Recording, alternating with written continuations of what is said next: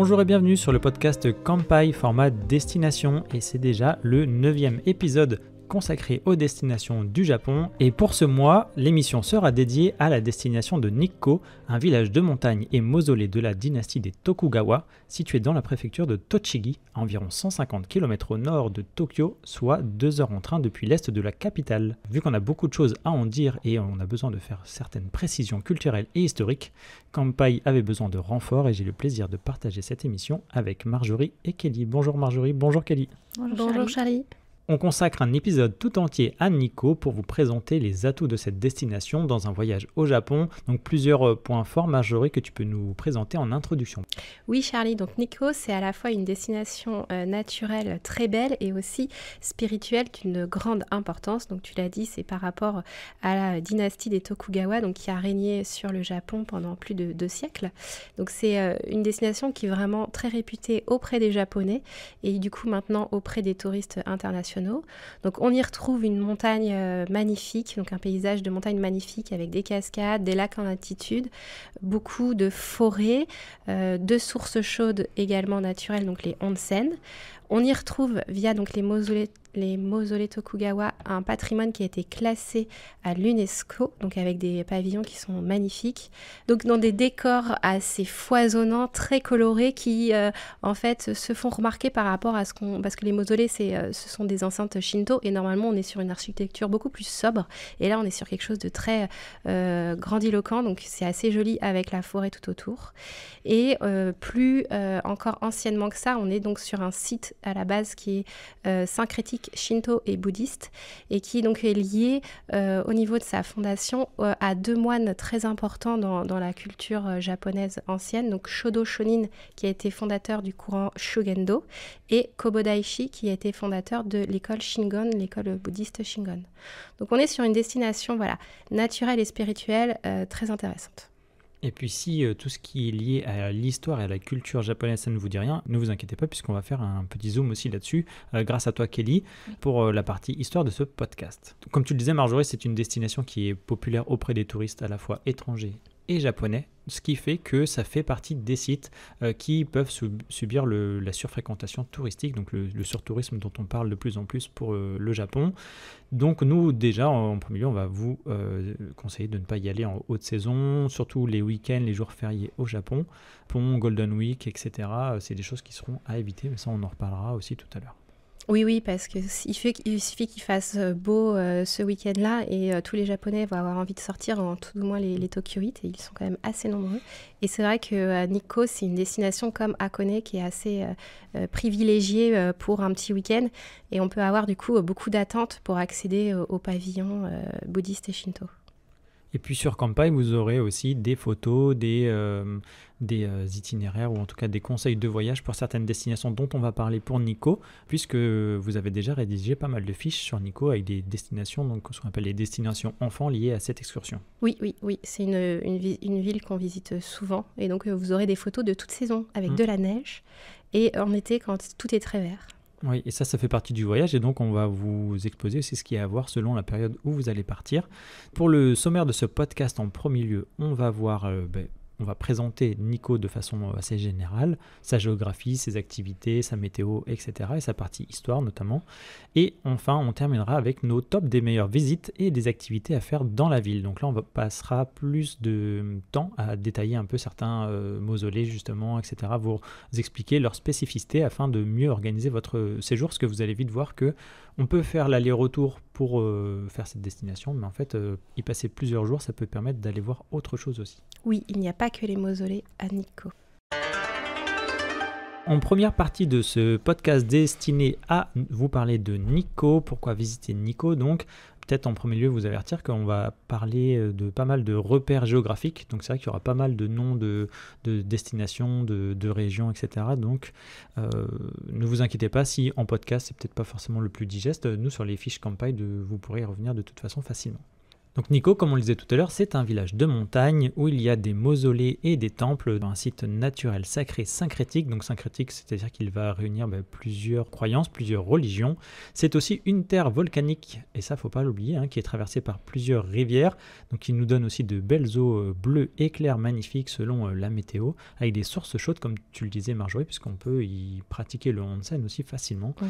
La ville, elle est recouverte à plus de 85% de forêt, puisqu'il y a le parc de Nikko, le parc naturel, et principalement de grands cèdres ou les cryptomères et des pins du Japon. Donc forcément tout ça, ça vous donne un cadre vraiment magnifique et majestueux. Même quand on est inculte un petit peu de la culture nippone et de son histoire locale, eh bien vous allez pouvoir facilement vous aventurer dans cette région. Et donc je te laisse la parole Marjorie pour nous parler un petit peu de la géographie de cette région nippone. Oui, merci Charlie. Donc Nikko, en fait, c'est un village de montagne, mais au final, c'est assez étendu. Donc il est au cœur des montagnes du Kanto, à la frontière avec la région du Tohoku, donc on est au nord du Japon. Et la ville, elle s'étend sur une superficie qui fait quasiment 1450 km² pour une altitude moyenne d'environ 1300 mètres au-dessus du niveau de la mer. Donc on est assez élevé, sachant qu'entre le bas, on va dire, de Nikko et puis son altitude la plus haute, on a quand même un bon dénivelé. Donc historiquement, la fondation de la ville moderne, elle date de 2006 et elle est en fait le résultat de la fusion de 5 municipalités qui constituent aujourd'hui les grands quartiers de Nikko. Donc même si on ne connaît pas vraiment, je vais vous citer quand même quelques noms parce que ça va vous donner des repères pour ensuite, quand vous allez vous intéresser à visiter la ville.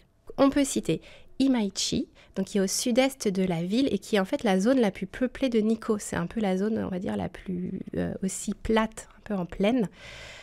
Donc cette ancienne station sur les routes d'Edo, elle s'appelait donc Imaichi Shuku.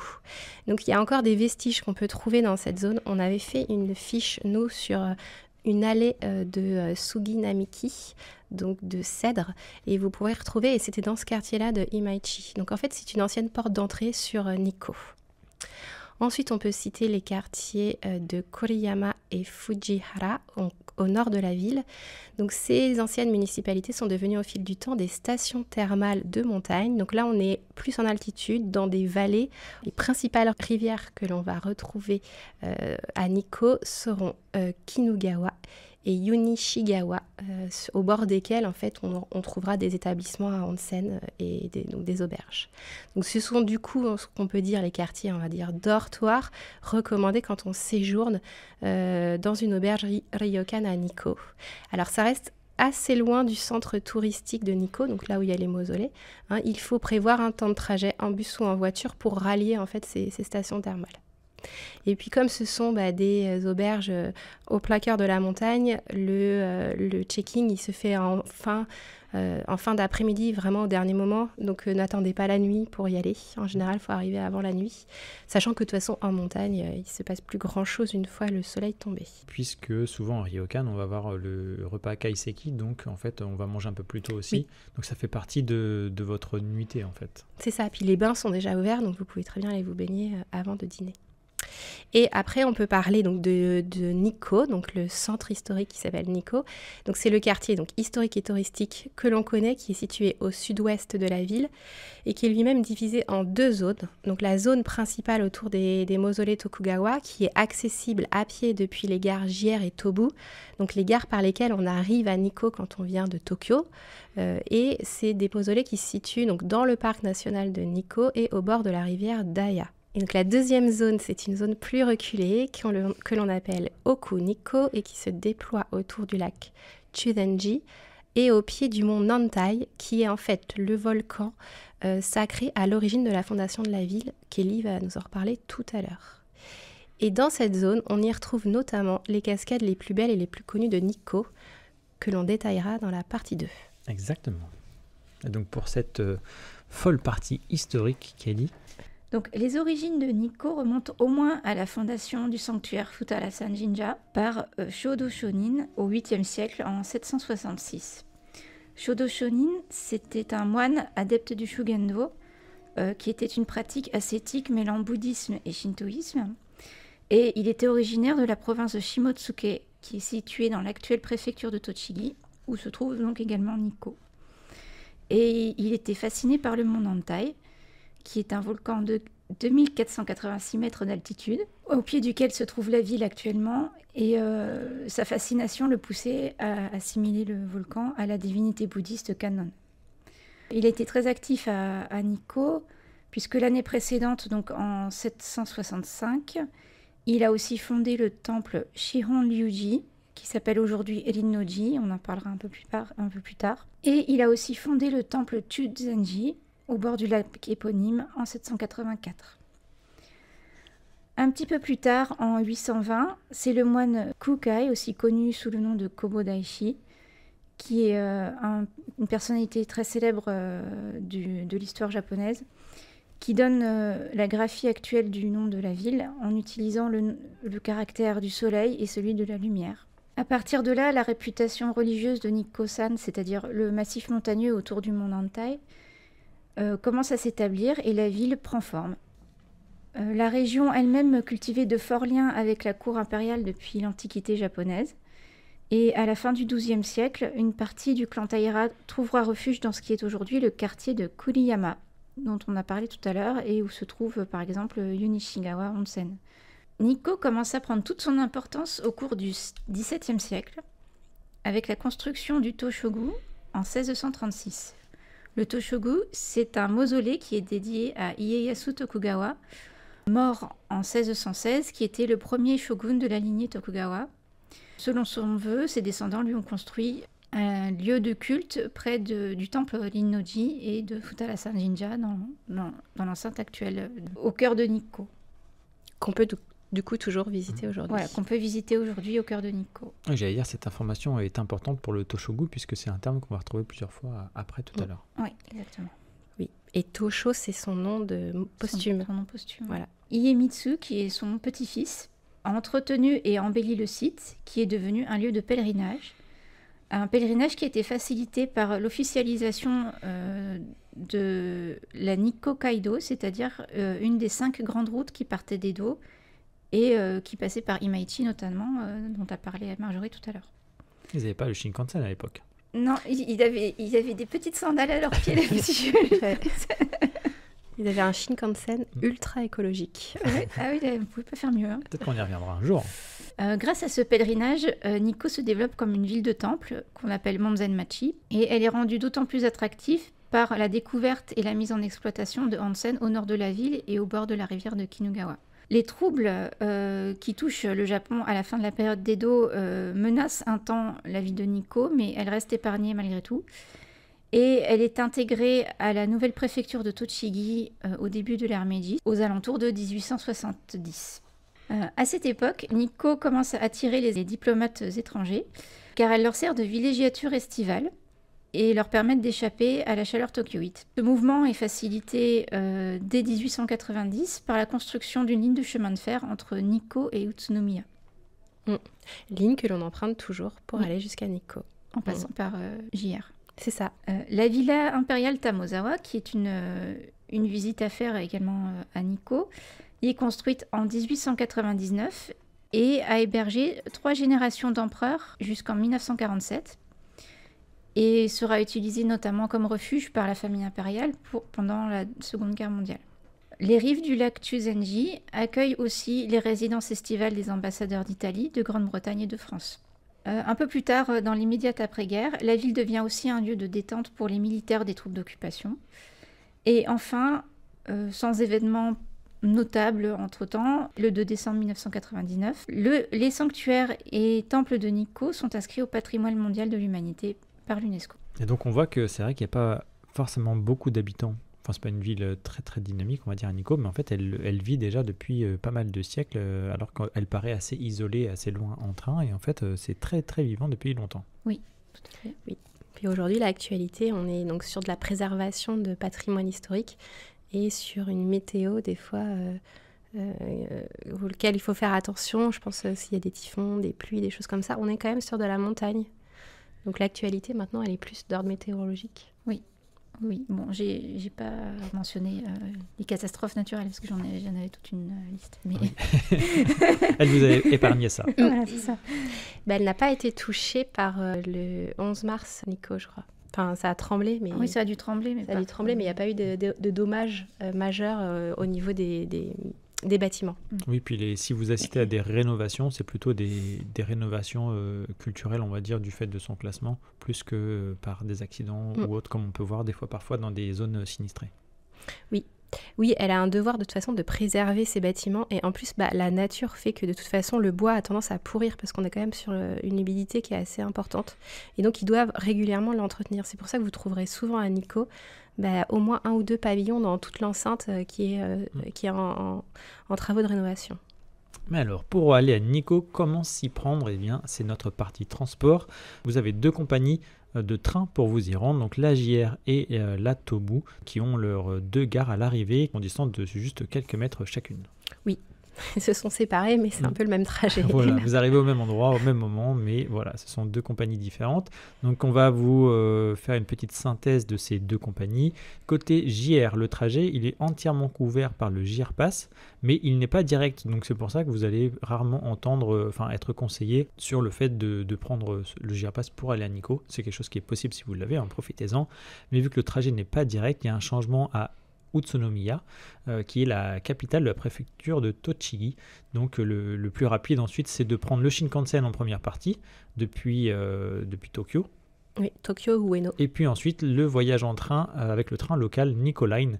Donc il y a un temps de trajet qui est entre 1h45 au plus rapide et 2h30 au plus long, on va dire. Donc prévoyez bien ces temps de trajet-là afin de profiter au mieux de votre séjour. Il ne faut pas oublier aussi qu'il y a du monde pendant les hautes périodes touristiques. Donc si vous voulez être sûr d'avoir des places, réservez bien vos places en amont. Vous pouvez le faire avec le JR Pass, mais qu'une fois sur place. Oui, réservez bien votre Shinkansen, surtout si vous visez le plus rapide. Et puis une autre solution pour s'y rendre, plus connue peut-être toujours en train, du côté de la compagnie Tobu, avec le trajet qui est pris en compte dans le Tobu Nikko Pass. Et ce pass, comme on a pu évoquer déjà le Kamakura Pass ou le Hakone Free Pass, etc., il existe en 2 versions. Il y a le World Heritage Area et le All Area. Donc celui-ci, le dernier que je viens de citer, il dure 4 jours, il est un peu plus long et puis surtout, il vous rend disponible beaucoup plus de superficie sur le territoire de Nikko. Donc ça donne accès au réseau de bus ainsi qu'aux trains locaux et ça permet de se déplacer dans la ville vers Kinogawa Onsen et Imaichi. En plus de ça, vous avez des réductions, donc pas sur les accès au temple, mais des réductions tarifaires sur certains sites touristiques partenaires, donc à vous renseigner aussi là-dessus. Il y a un départ depuis la gare Tobu d'Asakusa à Tokyo, au bord de la Sumida-gawa, et on recommande de prendre le train Tobu Limited Express Passia X Nikko. Donc ça fait un sacré nom pour un trajet en train. Mais c'est vrai que c'est un très très beau train avec de beaux sièges. Et en plus de ça, c'est un train qui est un peu plus premium avec juste les sièges standards, on va dire, qui sont déjà de très très bonne qualité, beaucoup plus beaux, beaucoup plus spacieux. Donc vous pouvez vous offrir cette expérience également. Donc on vous conseille de prendre un pass pour s'y rendre à Nikko. Et ce pass, on peut l'acheter en avance en ligne et en euros, comme ça vous assure aussi d'avoir tout ça. Et on peut vous conseiller par exemple de passer par l'agence Keikaku qui vend ce type de pass. Donc ça fonctionne un peu comme le JR Pass sous système de voucher que l'on va échanger sur place dans la gare à Asakusa par exemple dont on vous parlait juste avant. Oui, pour tout ce qui est Tobu Nikko Pass, ça fera à la gare d'Asakusa. Et puis, une fois que vous avez changé votre passe, vous pouvez aussi leur demander de réserver un train un peu plus rapide pour gagner, je crois, une demi-heure, 3/4 d'heure sur votre transport au total. Lorsque vous faites votre change de passe, donc vos vouchers en passe en Nikko Pass, eh bien, vous pouvez choisir de partir directement, mais en fait, nous, on vous conseillera de le faire au moins la veille. Et en plus ça, au moins la veille, ça vous permet aussi de réserver vos trains, si vous voulez un train Limited Express ou le Spacia, justement. Même ça, vous pouvez le faire plusieurs jours en avance puisque les Japonais raffolent de trains, on vous le dit souvent, et les étrangers sont aussi très curieux de ce type de train un peu plus scénique. Donc si vous voulez avoir de la place et en plus à de bons horaires, parce que si vous voulez profiter de Nikko, on vous conseillera que de partir le matin évidemment. Oui. Sinon vous pouvez vous retrouver avec des trains complets, les Limited Express par exemple, jusqu'à 11h au midi, ce qui fait que vous n'arrivez pas là-bas avant 14h, donc ça fait un peu juste, la nuit tombe tôt en plus au Japon, et vous êtes en altitude et en forêt, donc c'est vrai que mis bout à bout, ça vous fait beaucoup de jours de soleil. Non, voilà, sauf si vous avez juste prévu d'arriver pour aller directement à votre établissement pour la nuit. Oui, si vous voulez faire l'aller-retour sur la journée, vraiment préparez-vous et partez très tôt le matin. Sachant que de toute façon, les temples et sanctuaires ferment aussi tôt. Oui. Ils ferment un maximum à 17h, si ce n'est 16h.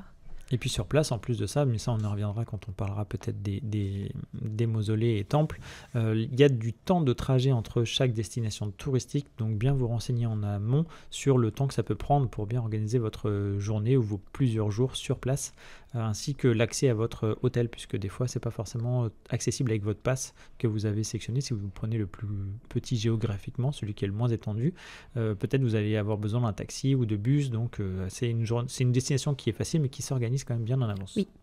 On ne le répétera pas assez, on est en montagne, donc il n'y aura pas autant de fréquentation de bus, de taxis que dans une ville. Et vu que l'on parlait des hébergements et de comment s'y rendre, une fois qu'on a su se rendre à Nikko, si vous n'avez pas de voiture, je vais me répéter encore un petit peu, mais c'est vrai que attention à la localisation de vos hébergements, c'est une destination en onsen, donc ça peut aussi peut-être un lieu où vous allez prioriser ce type d'expérience. Il y a pas mal d'auberges traditionnelles, de ryokan et de nombreux hôtels, mais c'est vrai que ça va vous demander un peu de temps peut-être pour les rejoindre en bus, en voiture ou taxi. Voyez aussi si l'hôtel propose peut-être des navettes. Donc voilà, donc l'accès à votre hôtel, faites bien attention, surtout sur certaines plateformes hôtelières, à ne pas avoir de mauvaises surprises une fois sur place, puisqu'il va falloir se rendre jusqu'à l'hôtel et c'est parfois très excentré, et avec des passes que vous allez avoir sélectionnées en amont et qui ne seront peut-être pas compatibles avec autant de distance. Oui. Et je te coupe, Charlie, faites attention aussi des fois aux offres avec des tarifs économiques ou très concurrentiels.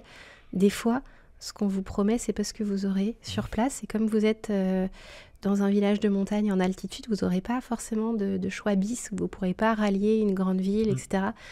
Donc les établissements ryokan, il y en a de toute gamme, mais ça a quand même un coût de base, puisque ça comprend le repas et tout ce qui va avec. Donc voilà, les offres où c'est vraiment peu cher, attendez-vous dans ces cas-là à avoir un logement vraiment rustique. Ou alors partagé. Oui, voilà. Ça arrive des fois où on se retrouve dans une chambre à plusieurs. Autant dans un ryokan, c'est normal qu'il n'y ait pas le confort que l'on pourrait attendre d'un hôtel sur certains aspects, peut-être liés aux salles de bain ou autres, mais pensez que dedans vous avez les bains accessibles plusieurs fois d'ailleurs, et le repas aussi kaiseki comme on le disait tout à l'heure, donc ça rentre aussi dans le budget. C'est aussi pour ça que ce sont des nuits qui vont être un peu plus chères peut-être que des hôtels standards. Mais c'est vrai qu'on peut que vous conseiller de passer au moins 1 à 2 nuits pour avoir plusieurs jours aussi pour profiter de voir tout ce qu'on va citer après, qui n'est pas forcément accessible en une journée. D'ailleurs, pas mal de choses à Nikko qui ne sont pas accessibles en une journée, sauf si vous y allez juste pour une cascade ou autre, mais ça ferait beaucoup de temps de trajet. Donc les ryokan sont très bien, mais renseignez-vous, comme disait Marjorie, aussi sur peut-être les avis, les commentaires, lisez un petit peu, essayez de voir s'il y a des photos aussi des usagers. Ça peut aussi vous donner un bon point de comparaison avant d'y être. Et que ce soit vous qui fassiez le commentaire sur Internet. Donc bien faire son choix de ryokan. Il y en a des très luxueux, il y en a d'autres qui sont plus classiques. Et attention donc à ceux qui sont très économiques. Et dernier conseil par rapport à vos hébergements, on l'a déjà dit, mais la nuit tombe tôt, donc prévoir aussi de dîner peut-être à son hébergement ou faire attention aux horaires de fermeture des restaurants le soir s'il y en a autour de votre établissement, de votre hébergement. Et maintenant Marjorie, tu vas nous énoncer quelques subtilités sur la saisonnalité, donc ça va pouvoir aussi vous aiguiller à savoir quand partir à la meilleure période pour visiter Nikko. Oui Charlie, donc la première période que l'on recommande et qui est recommandée, ça va être la période de l'automne. Nikko, comme on est dans des montagnes boisées, elle est très jolie au moment du changement des feuilles. Donc comme on est aussi en altitude, le changement il ne s'effectue pas en novembre comme dans les grandes villes le long du littoral, mais un peu plus tôt, donc courant octobre. On va dire mi-fin octobre pour le site touristique avec le mausolée. Mais sinon, plus en altitude, on va être sur du début mi-octobre. Donc là, en ce moment, ça commence réellement à rougir. Il faut regarder la météo en ce moment au Japon. Donc on a des montagnes forestières, on a beaucoup aussi d'érables rouges en plus des cèdres et des pins. Et donc on va être sur une feuillaison qui est très jolie, qui va s'étaler sur plusieurs semaines, donc en fonction de l'altitude. Et il y a aussi des routes scéniques qui existent, qui passent à travers la montagne, que l'on peut faire en voiture. Donc si vous louez une voiture, l'automne, c'est aussi une très belle saison pour vous juste circuler dans les montagnes. Et vous avez donc une route qui est assez connue, qui s'appelle Hirohazaka Winding Road en anglais. Donc là où on a vu en fait sur des lacets avec la montagne à flanc et puis les arbres qui rougissent. Et si on veut avoir des beaux spots de koyo, notamment autour, dans la zone Okuniko, donc autour du lac Chuzenji, on va être plutôt autour de fin octobre jusqu'à début novembre parce qu'on est assez reculé, assez en altitude. Donc eux, ils vont venir en dernier changer de couleur. Cette période-là, c'est évidemment aussi une période assez fréquentée au niveau touristique, vu que vous ne serez pas les seuls à avoir ce conseil-là de venir pour les koyos.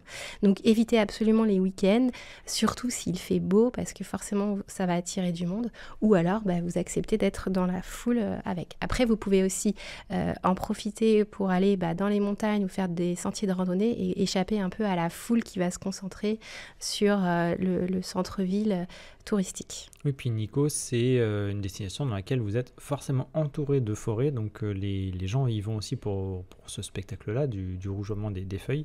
Donc même si vous ne faites pas de rando, en fait, les koyos attirent les touristes et donc il y a forcément le spectacle visuel pour tout le monde, donc il y a du monde. Oui, voilà, vous pouvez changer un peu d'endroit, vous aurez le même spectacle avec un peu moins de monde. En été, on est aussi donc sur une saison qui est assez intéressante. Donc, comme le disait Kelly dans la partie histoire, la fraîcheur en fait des montagnes a attiré donc à une certaine époque les membres du pouvoir et la famille impériale pour se rafraîchir. Et c'est toujours le cas aujourd'hui. C'est toujours une destination que l'on va visiter en été pour profiter de la fraîcheur des arbres, etc. On reste quand même, attention, sur un taux d'humidité assez important. Faut pas l'oublier. On est au Japon. Mais c'est aussi une saison où, par exemple, on aura des activités nautiques qui vont pouvoir se faire, donc des petites croisières en barque, du pédalo, on pourra peut-être aussi se baigner. Et puis, il n'y aura pas toutes les randonnées qui sont possibles dans les montagnes, vu qu'on est sur un climat où il y a peu de neige. On fait quand même attention à la météo, je le disais précédemment. L'été, c'est aussi une période où il y a potentiellement des typhons ou des épisodes de pluie assez importants. Et donc là, quand c'est comme ça, on reste chez soi et puis on écoute bien les conseils. Si on ne vous recommande pas de prendre un sentier de randonnée, ne le faites pas. Ça veut dire que le terrain est glissant. Et en plus, on est en altitude et parfois au bord de rivières. Les rivières, elles peuvent vite monter, vite gonfler. Donc on évite ce genre d'activité s'il a plu. Et sinon, vous demandez soit à l'Office du tourisme, soit à votre hébergement des conseils. En hiver, on va être aussi sur une destination qui peut être intéressante pour le côté source chaude et onsen. On aime bien se baigner dans des eaux très chaudes quand il fait froid. Et puis comme on est en altitude, on aura de la neige à Nikko, en général en abondance et donc sur plusieurs semaines, donc c'est assez joli. Après, sur tout ce qui est activité en extérieur, il y a certes un peu moins de choses, mais on peut encore faire quelques randonnées. Oui, on est quand même sur un paysage enneigé plus, effectivement. Après, c'est très joli, en termes de manteau blanc, avec vue sur les montagnes. C'est contemplatif comme saison. Et la dernière saison qu'on va vous conseiller, ça va être le printemps. Souvent, on conseille le printemps en meilleure saison pour beaucoup de destinations. Là, le printemps, alors c'est toujours une très bonne saison, mais on va la mettre en dernière parce que Nikko n'est pas forcément réputé pour ses sakuras. Il n'y en a pas forcément beaucoup, en tout cas dans le centre-ville touristique. Mais ça reste une saison agréable au niveau des températures parce qu'on est sur quelque chose de supportable, d'agréable, de frais mais pas trop chaud, de frais mais pas trop froid. Donc c'est assez sympa. Il y a aussi pas mal de matsuri qui sont organisés à cette période, donc les festivals qu'on va retrouver dans les temples et dans les sanctuaires de Nikko. Donc c'est assez, en termes de convivialité, c'est agréable. Et il y a un spot de sakura qui est assez connu, mais qui n'est pas à Nikko même, qui est donc à côté, à Utsunomiya, donc dans la capitale, qui est la Nikkokaido Cherry Blossom Trail. Donc en japonais, c'est la Nikkokaido Sakura Namiki. Donc c'est une portion environ de 16 km où il y a 1500 cerisiers qui bordent la route. Et il y a notamment des cerisiers des montagnes, donc c'est des Yamazakura. C'est des cerisiers, c'est pas les Yoshino qu'on trouve classiquement, c'est des cerisiers qui poussent en altitude et qui ont des fleurs un peu plus petites, d'un rose pâle. Elles sont très délicates et assez jolies. Donc c'est sur le long de la route nationale 119 à Utsunomiya. Et si vous cherchez, vous regardez où est le zoo de la ville. Et en fait, c'est pas très loin, la portion de route où il y a les cerisiers. En conclusion sur les saisons, Nikko, c'est une ville qui est agréable toute l'année. Un temps fort, vraiment, ce sont les koyos. Je rappelle, courant octobre. Donc c'est donc en octobre, au moment où on enregistre le podcast et où il sera diffusé, on sera en pleine période des Koyo à Nikko. Donc tous ceux qui viennent au Japon pendant les vacances, les premières vacances scolaires pour les Français et les Européens, et s'ils veulent voir des Koyo, vu qu'ils n'en verront pas à Tokyo ou à Kyoto, ils peuvent peut-être aller en altitude, et à Nikko, il y aura peut-être des chances d'en voir. Oui, et puis en plus, on l'a dit tout à l'heure, l'aller, c'est à peu près 2 heures maximum, on va dire, de train. Donc ça peut se faire rapidement depuis Tokyo. Exactement. Pour presque terminer cette partie sur vos motivations à peut-être aller à Nikko, Kelly, tu vas nous parler de la partie gastronomie. Tout à fait, Charlie. 2 spécialités locales ressortent à Nikko. Tout d'abord, le yuba, qui est de la peau de lait de soja, qu'on appelle aussi peau de tofu ou feuille de tofu. Et elle est déclinée en nombreux plats et dont la seule limite est l'imagination. Et ça convient très bien aux personnes qui ont une alimentation végétarienne ou végane, puisqu'il ne s'agit que de lait de soja en fait.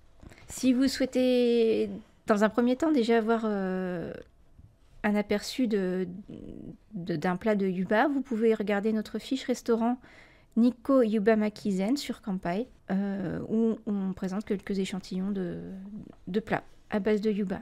Ensuite, le soba, ce sont les incontournables nouilles de sarrasin japonaises. Et donc un autre incontournable de la cuisine japonaise de montagne, ce sont les soba. Et les soba, ce sont des nouilles de sarrasin que l'on trouve un petit peu partout dans la ville. Et qui est parfois accommodé avec du yuba, notamment en garniture. Et en termes de garniture, on pourra trouver aussi du bœuf wagyu, qui vient de Tochigi et de Nasu, ainsi que de la viande de porc de Nikko, qui vient d'un élevage local régional. La viande de porc, par exemple, est souvent présentée sous forme de brochettes dans les sites touristiques. La même présentation est adoptée pour des poissons d'eau douce, puisque Nikko est irrigué par quelques rivières. Donc vous aurez du poisson iwana ou de l'ayu qui est aussi consommé à Tokyo et à Kyoto assez fréquemment. En termes de boissons, on aura des sakés locaux, donc du nihonshu, du saké japonais, et quelques desserts traditionnels revisités comme les onsen manju ou les yuba manju. Et manju, en fait, ça désigne une brioche cuite à la vapeur et fourrée à la pâte de haricots sucrés azuki. Et enfin, pour la partie activité à faire à Nikko, je vais aller assez vite, mais on prendra le temps sur un sujet pour la fin de cette partie. Donc, comme vous avez pu le comprendre, il y a des temples, des sanctuaires et mausolées à visiter. Vous pouvez aussi pratiquer la méditation dans certains temples. Donc, c'est payant, mais vous allez pouvoir profiter de cette expérience-là. Bien évidemment, vous avez compris qu'il y avait des randonnées principalement en été, on vous les déconseillera en hiver dans cette région, et autour du lac vous allez pouvoir faire de la barque, du rafting aussi, le long des rivières pour vous promener. Vous avez tout un paysage évidemment de montagnes et de forêts, donc attention aux singes et aux ours qui y vivent, parce que oui, il y a des animaux vivants dans les forêts, donc il y aura des panneaux indiquant des singes et des ours. Oui, ou alors faites du bruit quand vous marchez un petit peu pour signaler votre présence.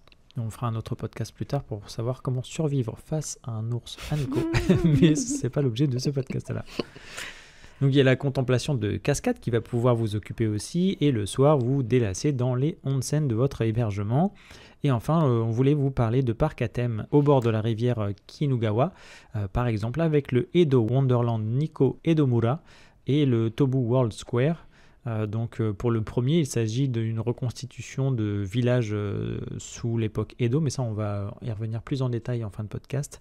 Et le Tobu World Square, donc c'est des villages miniatures, on va dire, avec des petites expositions de villes, Tour Eiffel, etc. qu'on va pouvoir retrouver. Oui, de monuments les plus connus. Et on pourra vous conseiller aussi le musée dédié à l'art de l'illusion, ou encore des labyrinthes comme le Ninja ou le Grand Maze Palladium par exemple, et on peut que vous déconseiller l'espèce de zoo dédié aux singes. C'est pas quelque chose que l'on va recommander, puisqu'il n'a pas l'air d'être très porté sur le bien-être de ces animaux à cet endroit-là en tout cas. Oui, on est toujours un peu dubitatif sur la chose. Donc les singes, si vous en rencontrez dans des randonnées, très bien. Le reste, c'est pas forcément conseillé. Et donc du coup, sur les activités, Charlie, que tu viens de dire, sur les dernières activités, on peut quand même, alors on l'a pas dit jusque-là, mais Nikko, ça peut être une destination à faire avec les enfants. puisque là, vous avez quelques parcs en fait, à thème qui sont très très bien avec les enfants. Donc en plus d'avoir une sortie dans la forêt un peu spirituelle, vous avez aussi des petites attractions divertissantes. Ouais, par exemple, pour le Edo Wonderland, j'ai pas eu la chance de le faire, mais ça m'intrigue parce que ça a l'air vraiment chouette et d'autant plus avec des enfants, puisqu'on va pouvoir être habillé en tenue, on le redira tout à l'heure. Il y a des acteurs et des actrices dans le faux village, il y a des activités à faire, des boutiques, etc. Ça a vraiment l'air top. Oui, c'est très basé sur le jeu et l'animation. Donc pour les enfants, c'est pas du tout barbant, c'est plutôt voilà, en immersion à l'époque féodale, donc c'est vraiment sympa. Et on en arrive à notre seconde partie de ce podcast dédié à Nico avec nos tops des meilleures visites. Donc la sélection que l'on vous a faite ici à Kanpai, des visites préférées de l'équipe. On va diviser cette section en deux avec, pour commencer, prioriser pour une première journée de découverte les incontournables du centre-ville et tout ce qu'il y a autour. Parce que vous allez voir qu'il y a aussi pas mal de temples et de mausolées qui sont facilement accessibles à une trentaine de minutes à pied depuis la gare. Donc on va commencer avec le fameux pont rouge Shinkyo, la première construction shinto symbolique que l'on voit en arrivant par le train. Donc vous allez forcément passer devant si vous ne prenez pas le bus ou le taxi dès en sortant de la gare. Donc un très beau pont courbé de couleur rouge vermillon qui ressort avec la nature en fond et la rivière Daiya dessous. Donc c'est un pont sacré qui marque l'entrée dans la zone des temples et sanctuaires de Nikko. Il appartient au Futarasan Jinja et il faut payer 300 yens pour l'emprunter et il est considéré comme l'un des 3 ponts les plus uniques du Japon. Ça sera notre photo de une du podcast. Exactement, et elle est déjà prête, Marjorie, je l'ai fait tout à l'heure. Et j'ai envie de dire qu'on n'est pas obligé de marcher dessus si on ne veut pas payer 300 yens. Oui, ouais. Oui c'est... En fait, avant, il était interdit au public, parce qu'il est quand même sacré à la base. Et puis, à la dernière rénovation, ils l'ont ouverte au public aussi, je pense, pour prévoir une future rénovation. Donc, c'est un apport financier, mais vous n'êtes pas du tout obligé de le faire. Et moi, c'est l'an passé que j'y suis allé en octobre et ce jour-là était fermé. Donc, de toute façon, je ne pouvais pas le faire. Le pont, il est hyper beau, mais en fait, quand tu vois sur en photo, tu te dis, oh, je suis en pleine nature et tout. En fait, non, tu es au bord de la route. Ouais. Donc, j'étais là, j'étais qu'est-ce que je dois en penser? Qu'on a bien pris la photo. Et je me suis dit, oui, c'est très beau, mais déjà, tu passes pas dessus. Et en plus de ça... Mais bon, ça reste. Moi, quand j'y étais, c'était fermé. On passait pas dessus à l'époque. Okay. Et on peut enchaîner avec le Toshogu, donc le mausolée dont tu nous parlais tout à l'heure, Kelly. Donc le mausolée de Ieyasu Tokugawa, donc le shogun fondateur de la dynastie qui régna pendant toute la période Edo, soit plus de 250 ans sur le Japon. Donc Tosho, comme tu le disais, Marjorie cette fois, c'est son titre posthume à vrai dire.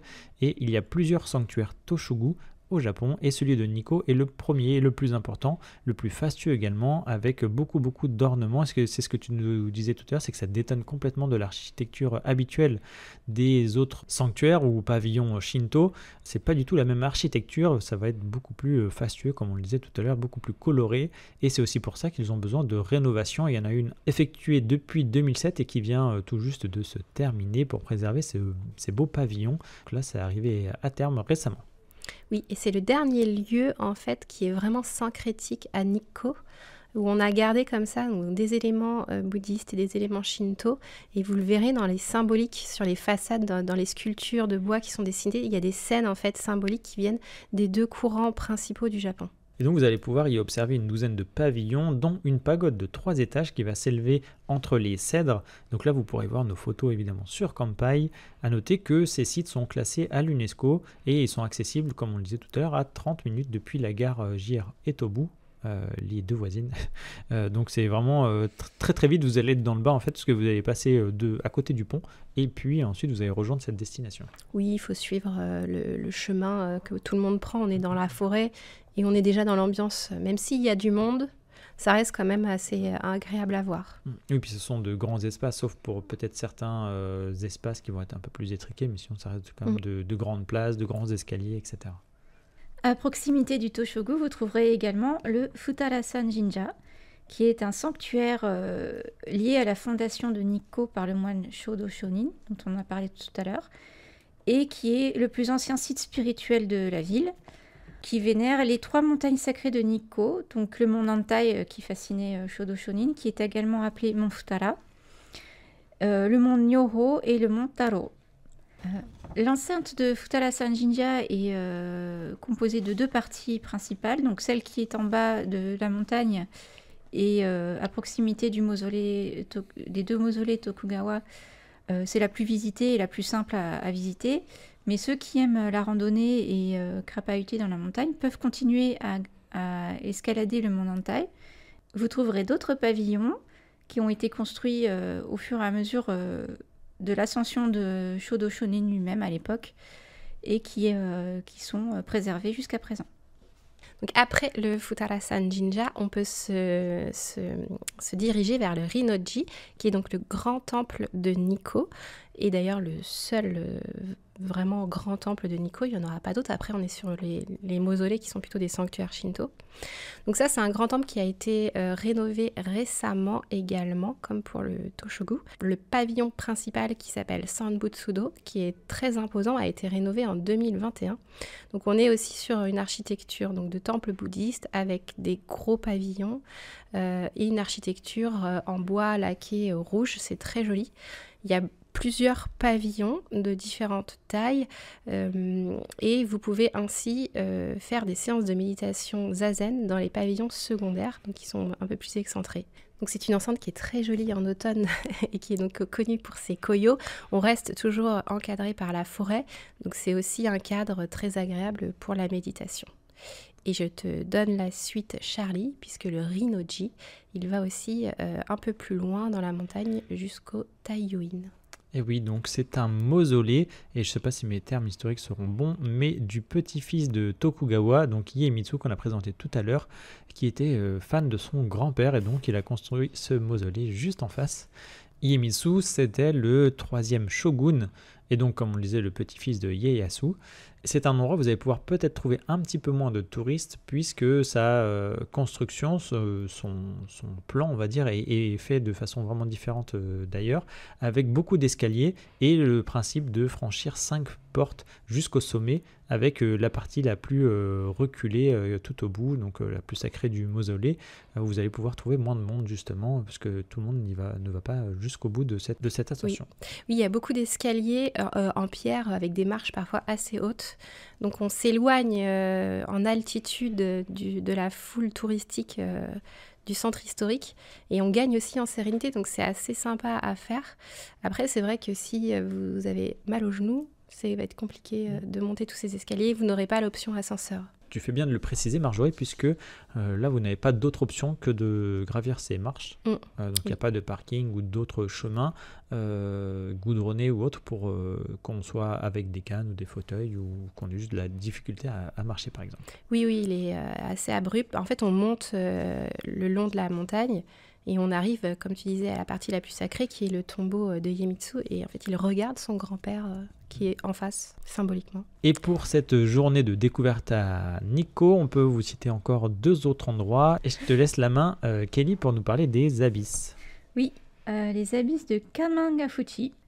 C'est en fait, sous un nom un petit peu difficile, une gorge naturelle de quelques centaines de mètres qui se trouve au bord de la rivière Daya et qui est longée par le sentier historique Kamman jusqu'au temple Jiunji, qui est un lieu connu pour ses 74 statues bouddhistes alignées qui ont survécu à une grosse crue de la rivière Daya en 1902. Et Jizo, pour la petite histoire, c'est la divinité bouddhiste gardienne des pèlerins et des enfants morts prématurément. À la fin de la balade et du sentier historique de Kamman, vous pouvez traverser le pont Dainichi et rejoindre la ville par la route 120 et éventuellement visiter une villa impériale.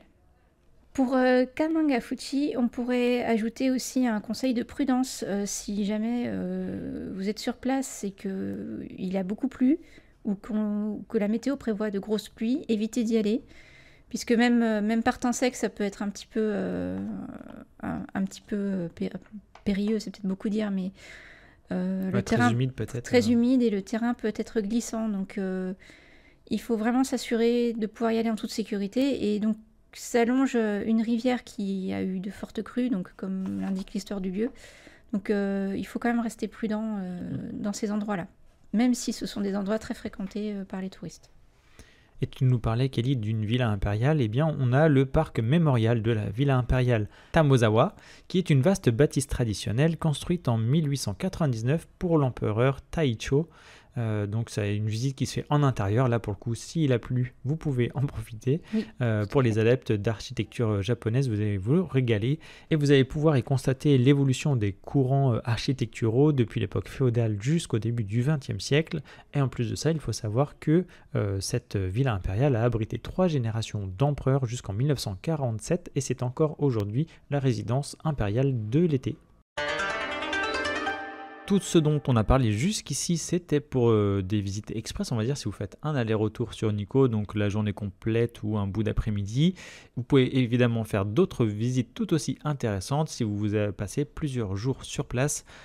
Ou alors si vous venez pour un second voyage par exemple, et là pour le coup le pass Nikko All Area sera très utile puisqu'il dure 4 jours et surtout vous avez accès à une zone géographique plus grande. C'est pas seulement le fait qu'il dure 4 jours, c'est que même si vous restez que 2 jours, et bien vous avez une superficie disponible pour les transports beaucoup plus vaste. Et donc on va commencer, Marjorie, donc on a quelques destinations à vous présenter là-dessus. Je te laisse présenter la zone de Okuniko. Oui, on va un peu s'éloigner du centre historique et puis partir un peu à la rencontre de la nature de Nikko, donc dans le parc national. Et évidemment, on va d'abord s'orienter autour du lac Chuzenji, qui est donc un lac sacré autour duquel il y a plusieurs choses à voir. Déjà, le lac en lui-même est très joli. Il est surmonté donc du mont Nantai, le mont le plus sacré de la ville. Et donc, il est situé un peu plus en altitude que l'espace consacré au mausolée. Donc c'est pas tout à fait la même météo que vous aurez quand vous serez sur place entre le centre-ville historique, enfin le centre-ville où il y a la gare, et puis le lac. Vous aurez des fois peut-être un peu plus froid parce que c'est un peu plus en altitude, ou si vous y allez pendant les Koyo, vous n'aurez pas exactement les mêmes intensités de couleurs à ce niveau-là. C'est une zone qui va en fait être un peu en retard par rapport au centre-ville, qui est un peu plus en avance. Donc c'est très bien à faire toute l'année, mais particulièrement en été, puisque on bénéficie du coup de toutes les activités nautiques qui sont possibles sur le lac. Donc il y a des croisières en bateau, il y a aussi la possibilité de se baigner ou au moins de se tremper les pieds. Il y a des sentiers de randonnée pour faire le tour du lac, donc qui sont beaucoup plus praticables l'été que l'hiver, parce que l'hiver, le lac en fait est entouré de neige. On a des photos sur Kampai, on y avait été l'hiver, vous pouvez aller voir. Vous pouvez aussi faire un peu de camping, alors pas au bord du lac, mais un peu plus en retrait. Et puis sinon, en termes de pavillons, ce que vous pouvez visiter, c'est les anciennes résidences secondaires italiennes et britanniques. C'est ce qu'on avait parlé avec Kelly dans la partie histoire. C'est des anciennes villas d'ambassadeurs qui maintenant sont ouverts au public et on peut les visiter et on peut voir comment les anciennes personnes liées au pouvoir profitaient des joies de la nature à Nikko l'été. Et ensuite, vous avez, comme c'est une terre sacrée, des sanctuaires et pavillons à voir, donc particulièrement le sanctuaire Futarasan Chugushi et le temple Chuzenji Taishiki Kadon. Donc ça, c'est des petits pavillons qui sont au bord du lac, c'est très mignon, c'est très joli. Voilà, donc c'est une bouffée d'air frais et vous profitez de la vue sur le lac. Pas très loin du lac, vous avez un site qui est très connu, qui est aussi très touristique pour son aspect très impressionnant. Ce sont les cascades de Kegon, donc ce sont les plus impressionnantes chutes d'eau de Nikko et on peut les contempler depuis 2 points de vue. Donc il y a un point de vue qui est d'aller jusqu'au pied en fait de la cascade et de prendre un ascenseur et de monter un petit peu pour être à mi-hauteur de la cascade et avoir une vue de la cascade et aussi sentir en fait les embruns qui vont sortir de l'eau. Et puis sinon, vous pouvez aller jusqu'au belvédère Akechi Daira, donc qui est accessible en téléphérique et c'est sur un plateau surélevé et vous avez la vue sur la cascade et aussi un petit peu sur le lac Chuzenji qui n'est pas loin. Donc c'est un spot d'automne qui est très populaire également. Donc si vous y allez pendant les Koyo, vous ne serez pas seul, vous aurez beaucoup de monde autour de vous. Après, la cascade, elle est impressionnante en elle-même, elle fait beaucoup de bruit quand on est au pied. Nikko, c'est une destination qui est connue pour ses cascades, mais pour une journée aller-retour, elles sont difficilement accessibles dans le sens où il faut prendre des transports, etc. C'est un peu plus long, donc ce sera peut-être parmi les premières que vous pourrez voir à Nikko si vous passez plus de temps là-bas, ou alors si vous visez directement pour votre second voyage, par exemple, ces destinations-là. Oui, voilà, exactement. On peut y aller en bus ou en voiture si vous avez loué une voiture sur place. Donc les plateformes, elles sont à la fois gratuites et payantes. Il faut renseigner sur Internet, vous aurez toutes les infos et sur notre fiche aussi. Et puisqu'on est sur la thématique cascade, on peut en citer une autre, la cascade Ryosu. Donc c'est une autre des chutes d'eau connues à Nikko, et celle-ci particulièrement connue par sa forme, puisqu'elle représente la tête d'un dragon. Donc si vous arrivez à voir le dragon, eh bien faites-le nous savoir, parce que nous jusque-là on n'a pas trop vu la tête, mais voilà, c'est encore une très belle cascade, et comme tu le disais, hein, pendant les périodes de Koyo, c'est vraiment des destinations à favoriser, puisque c'est vraiment très joli. Et les plateformes y sont gratuites là-bas, au bord de la rivière Yukawa, entre le lac Chuzenji dont tu nous parlais et Senjo-Gahara, dont on va parler juste après. Oui, on peut après, donc une fois qu'on a fait le tour du lac et vu les cascades, les plus emblématiques, parce qu'il y en a d'autres, mais on vous a cité vraiment les 2 les plus connus, on peut aller faire encore un petit peu de randonnée, mais là on va plutôt aller sur un plateau humide, donc qui s'appelle Senjo-Gahara. Donc il est situé à 1400 mètres d'altitude et il longe la rivière Yukawa également jusqu'au village de Yunoko Onsen, jusqu'à la station thermale Yunoko Onsen, donc qui est une des stations thermales de Nikko. Donc la traversée, elle est vraiment très jolie en toute saison. On y contemple la faune et la flore alpine. Et il y a plusieurs itinéraires. On peut le faire en 1 heure et sinon, il y a des tours de randonnée qui peuvent aller jusqu'à 3 heures pour l'itinéraire le plus long. Donc c'est très agréable en toute saison. L'hiver, vous pouvez y faire de la raquette, des randonnées en raquette et même voir du ski de fond, je crois. Et l'été, vous avez en fait, vous marchez sur les chemins. Alors, comme c'est un plateau préservé, vous marchez dans les sentiers qui sont balisés et c'est très joli. Et ça vous donne voilà, un peu d'air frais et de randonnée en montagne. Et si vous n'êtes pas assez repu de randonnée en montagne, on peut même s'attaquer à une ascension. Et je te laisse l'expliquer, l'ascension du mont Nantai, Charlie. Eh oui, le mont Nantai, dont l'ascension est faisable par les visiteurs. Et là, on vous conseille, comme pour le mont Fuji, d'être en bonne condition physique et de ne pas s'y aventurer comme une petite promenade de santé pour sa rando du dimanche. Donc bien se préparer, de prévoir un sac à dos adapté, on va dire à ça, et puis un équipement de toute façon adapté.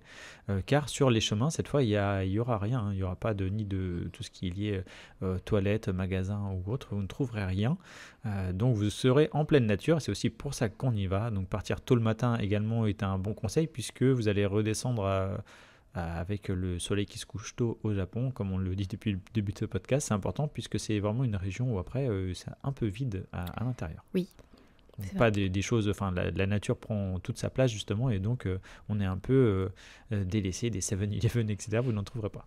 C'est ça. Oui, c'est vraiment une ascension dans la nature, donc c'est assez escarpé, il y a des rochers, des fois on s'agrippe avec des cordes ou des chaînes, donc bien prévoir des bonnes chaussures de marche pour faire cette ascension. Et c'est rare dans notre émission, mais on va plutôt vous conseiller de faire cette ascension le week-end afin que vous croisiez un petit peu plus de monde, puisqu'il y a des locaux qui sont habitués à faire cette ascension-là. Et en plus de ça, vous arriverez tout en haut à la fin du pèlerinage du sanctuaire Futarasan Jinja. Ce sera une belle récompense pour la fin de votre randonnée très sportive. C'est ça, on finira par une petite visite spirituelle au sommet de la montagne sacrée de Nikko. Et pour en dire un peu plus sur les autres destinations que vous pouvez faire quand vous prenez plus le temps à Nikko, tout à l'heure on vous parlait d'activités, des sortes de parcs immersifs. Et bien dans la vallée de Kinugawa Onsen, vous avez le Edo Wonderland Nikko Edomura. Donc c'est un parc à thème très immersif pour se retrouver au cœur de l'époque Edo avec une atmosphère médiévale. Vous allez pouvoir déambuler dans les villes typiques de l'époque Edo avec des rues marchandes reconstituées. Vous avez des acteurs et des actrices. Vous pouvez faire votre petite template locale, on va dire, dans des échoppes, louer aussi des costumes, donc si vous y allez en famille, ça peut être vraiment très fun aussi. Vous pouvez être habillé en yukata, voire même en ninja, donc profitez des boutiques, des expositions, et il y a évidemment des spectacles live aussi avec des combats entre samouraïs, par exemple.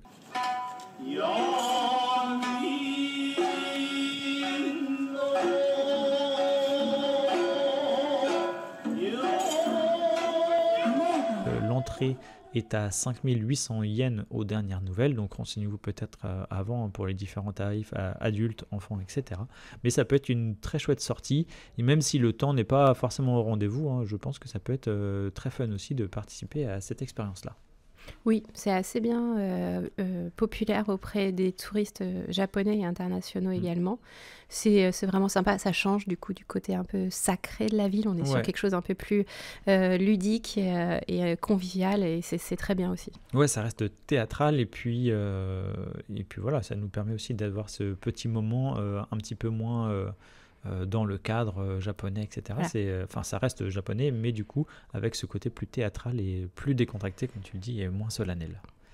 Et autre visite, vous pourriez être intéressé par le Tobu World Square, donc qui est un musée de miniatures à ciel ouvert avec les principaux monuments du monde classés à l'UNESCO, dont la Tour Eiffel et la cathédrale Saint-Pierre au Vatican.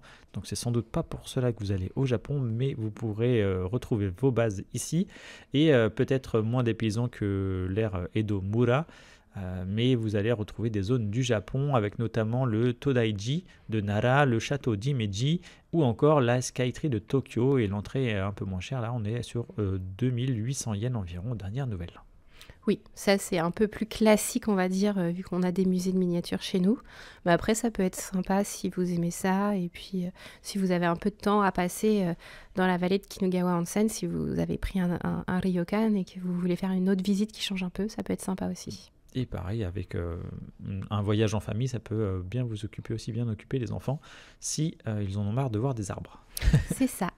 Et après, si vous voulez quand même faire une petite dernière visite historique, on peut vous parler du village Eike no Sato. Donc on vous en a un peu parlé dans la partie histoire. C'est une reconstitution d'un village historique avec des toits de chaume qui est situé à Yonishigawa Onsen, donc un peu plus loin encore que la rivière Kinugawa Onsen, que la vallée de Kinugawa Onsen dont on vient de parler. C'est encore un peu plus haut, un peu plus reculé. C'est au centre du parc national, complètement dans les montagnes, et c'est en fait, ça retrace l'histoire du clan Taira quand il a été exilé à Nikko suite à sa défaite face au clan Minamoto. Il s'est en fait réfugié ici et on reconstitue en fait comment il vivait à l'époque, comment voilà, ce clan-là qui avait perdu et que donc du coup était un petit peu en défaite, s'était caché dans ces villages de montagne pour essayer de survivre. Et il y a une petite chose sympa à faire l'hiver, donc c'est complètement recouvert de neige et vous avez le festival d'hiver Kamakura. Donc Kamakura, là on va pas parler de la station balnéaire, on va parler des igloos japonais. Donc ils ont plein de petits igloos qui sont faits avec la neige et à l'intérieur desquels ils sont éclairés. Donc c'est magnifique à faire l'hiver, vous baladez la nuit avec des mini-huttes en neige éclairées. Et c'est des choses qu'on peut aussi retrouver à Hokkaido dans les festivals de neige et là vous l'avez ici à Nikko. Donc c'est quand il y a de la neige, donc principalement entre décembre et février. Marjorie, en conclusion de ce podcast, pour faire un résumé de ce qu'on a dit jusqu'ici, donc c'est vrai qu'on vous conseille minimum une journée aller-retour depuis Tokyo.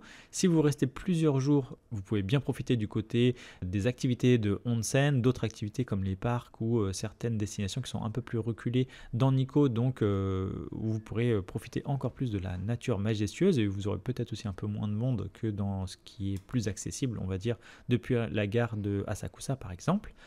Et on pourrait aussi souligner que pour organiser votre voyage au Japon, si vous avez un choix à faire entre Hakone, qui est aussi une destination très accessible en train depuis Tokyo, là depuis Shinjuku, ou alors si vous avez un choix à faire donc avec Nikko. Si vous ne pouvez pas faire les deux, parce qu'on ne vous conseille pas forcément de faire les deux, sauf si vous avez peut-être 3 à 4 semaines au Japon, eh bien choisissez celle dont vous pouvez profiter au maximum, là où c'est plus facile pour vous organiser, afin de bien profiter des activités annexes, type onsen, les nuits en ryokan, etc. Et puis à Nikko, par exemple, vous pourriez être plus facilement dans la verdure, dans la beauté majestueuse au milieu de ces cèdres et de ces temples très colorés, par rapport à Hakone qui offre d'autres avantages. Donc on a un podcast sur Hakone si vous voulez vous y référer. Je ne sais pas si tu es d'accord avec moi là-dessus, Marjorie. Si, très bien.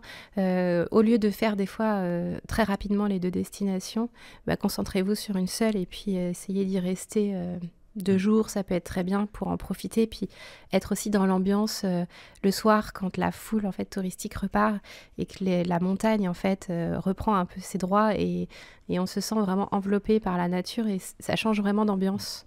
On est moins dans le côté très touristique, on est plus dans la destination en elle-même. Ouais, C'est un pas peu mal comme aussi. Miyajima, je dirais, quand on le fait en express avec l'aller-retour en ferry, et bien quand on passe 1 voire 2 nuits sur l'île, on a beaucoup plus le temps de savourer aussi tous les temps, entre guillemets, les temps morts où il n'y a pas forcément le surtourisme, donc ça c'est très bien. Et puis ces destinations, même si elles sont, entre guillemets, je dirais, exotiques, très culturelles, très liées, très imprégnées de la culture japonaise et de son histoire, en fait, c'est pas du tout des destinations hors des sentiers battus, même si on a l'impression de faire quelque chose de plus rustique, etc. C'est très pratiqué par les Japonais et très en vogue aussi chez les touristes étrangers. Oui, oui, c'est sûr. Hein, vous voyez comment c'est facile d'y aller en mode de transport, c'est Mm. qu'on n'est pas les seuls à y aller. Ouais. Et puis si vous ne pouvez faire qu'un aller-retour, aucun souci, ça peut vous changer d'air aussi par rapport à Tokyo. Vous faites l'aller-retour dans la journée, ça vous fera forcément une destination très très exotique par rapport à Tokyo. C'est ça. Et notre conseil restera de bien partir tôt le matin, Mm. le plus tôt possible, et vous ne perdrez pas votre journée à vous être levé très tôt. D'où la nécessité d'avoir et vos passes et la réservation de vos places en amont pour pas vous faire avoir le jour J et de ne pas profiter à fond de la destination. Oui, ne pas se perdre dans les transports ni perdre du temps parce que ça serait vraiment dommage. Et en conclusion, on peut rappeler encore une fois que c'est une destination de montagne comme le mont Fuji, hein, donc la météo est changeante, la météo n'est pas la même, et puis l'altitude fait qu'il soit un peu plus frais, un peu plus humide, etc. Donc renseignez-vous bien en amont là-dessus, équipez-vous bien également, et puis évitez les week-ends et jours fériés ou Golden Week, puisque sinon ça va être une destination collée serrée, on va dire, avec vos partenaires. C'est ça, vous pouvez faire la queue dans les mausolées du Toshogo et du Taiyuin derrière tout le monde pour pouvoir visiter. C'est ça, ça c'est vraiment vu sur certains jours, notamment les jours fériés où il fait beau, vraiment ça devient du coup un peu une autoroute de vacances. Donc, c'est peut-être moins solennel. Et puis c'est vraiment une destination idéale pour l'automne. Donc là, on avait dit mi-octobre dans ce podcast. Il y a du monde, c'est vrai, à cette période, mais là, ça sera vraiment somptueux en termes de couleurs et de rougeoiement des arbres. On pourrait conclure avec le fait que si vous avez une location de voiture, eh bien c'est une destination qui est vraiment excellente aussi, puisque vous allez être beaucoup plus libre de vos faits et gestes, et on pourra par exemple plus facilement accéder au parc national d'Ose dans la préfecture de Gunma, à environ 1h30 en voiture depuis le centre de Nikko, donc c'est très joli avec des sentiers balisés sur des marais. On a aussi Aizu Wakamatsu dans la préfecture de Fukushima à 2h30 en voiture, où vous allez pouvoir visiter par exemple une ancienne ville-château, on va dire. Qui était aussi sur sur une route de Nishikaido, donc qui reliait Aizu Wakamatsu à Nikko. Et donc vous avez aussi un ancien relais de poste qui est assez connu sur les réseaux sociaux et sur internet, avec une photo de cet ancien relais de poste avec des toits de chaume qui a été reconstitué, donc qui s'appelle Uchijuku. Et vous pouvez aller voir notre fiche sur Kampai sur Aizu Wakamatsu qu'on a visité il y a quelques temps. Et puis là, tu nous parlais d'Aizu Wakamatsu. On a aussi la région rurale assez proche qui est Oku-Aizu, dont on recommande en priorité le village de Yanaizu avec le temple Enzoji. Donc là, pareil, on vous réfère à une fiche Kampai. Oui, et on y avait été en automne, et c'est pareil, il y avait très très belles couleurs de koyo à cette époque. Et là, c'est une région qui est beaucoup moins touristique, donc vous allez vraiment vous retrouver seul au monde, entouré par les montagnes et dans une vallée. Et il y a des très très beaux paysages à faire dans cette région, qui change un peu de Nikko. On est dans la préfecture de Fukushima, encore un peu plus au nord, et encore un peu plus reculé. Et pour un petit mot personnel, moi je vous conseillerais une petite boutique que j'ai eu la chance de faire quand vous allez revenir. Donc tout à l'heure on parlait du pont rouge, donc en fait il y a toute une grande avenue qui mène de ce pont rouge jusqu'à la gare, donc quand on revient de Nikko. Donc quand vous la descendez sur le côté droit, je crois que c'est assez haut dans l'avenue, donc on va dire plus proche du pont rouge, vous avez la galerie Nakamura. Donc en fait c'est une petite boutique, on va dire une sorte qui vend des sortes d'antiquités, on va dire, et vous allez pouvoir trouver plein de vieux papiers et plein d'estampes à pas trop cher. Et là pour le coup ce ne sont pas des reconstitutions comme vous pouvez retrouver dans pas mal de boutiques dans Tokyo, Kyoto, etc. C'est des papiers authentiques comme nous on irait chez nos antiquaires et c'est très accessible. Donc il y a évidemment des estampes très très chères et vous pouvez acheter des petits livres aussi authentiques d'il y a presque un siècle facilement et à très peu cher. Et donc c'est assez sympa, vous avez vraiment une vieille ambiance très agréable à l'intérieur. Vieille ambiance positive évidemment. Eh bien, merci à toutes les deux. Merci Kelly, merci Marjorie pour le temps accordé à ce podcast. Je vous dis à très bientôt. Merci Charlie, à bientôt. Merci Charlie, au revoir. Retrouvez plus de Destination Japon sur nos podcasts.